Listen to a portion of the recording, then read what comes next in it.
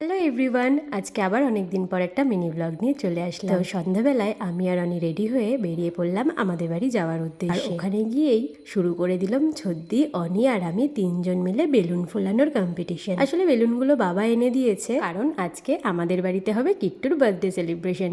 সেই কারণে আমরা এখানে বেলুন ফুলিয়ে একটু অল্প করে ডেকোরেশন করে নিচ্ছি। আমি খানিকটা ডেকোরেশন করে অনির সাথে চলে গেছিলাম কেক আনতে, আর বাকি ডেকোরেশনটা ছদ্দি করে নিয়েছিল। তো চলে এসেছি আমরা কেকের দোকানে আর নিয়ে নিলাম একটা কেক কিট্টুর জন্য। এত গরম পড়েছে আজকে, বাড়ি এসেই আগে ছদ্দির আনা আইসক্রিম খেয়ে নিলাম।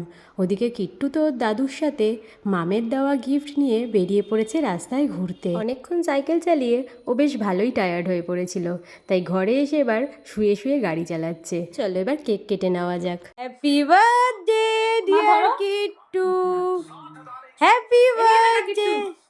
কিট্টুর দিকে তাকা। হ্যালো। হ্যাপি বার্থডে বল।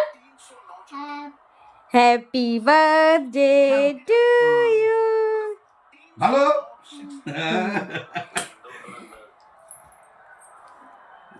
বাবা।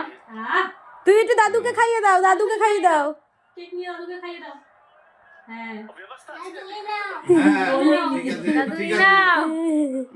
দিদাকে খাইয়ে দাও, দিদাকে। দিদাকে খাইয়ে দাও। হ্যাঁ দিদাকে দিচ্ছি, টুটি দাও। বলে হ্যাঁ দিচ্ছি। একটু বাহ। মাকে খাইয়ে দাও, মা যাও। উড়ে যাবে। হ্যাঁ। দাঁড়াও। এই নাও। মামকে হ্যাঁ।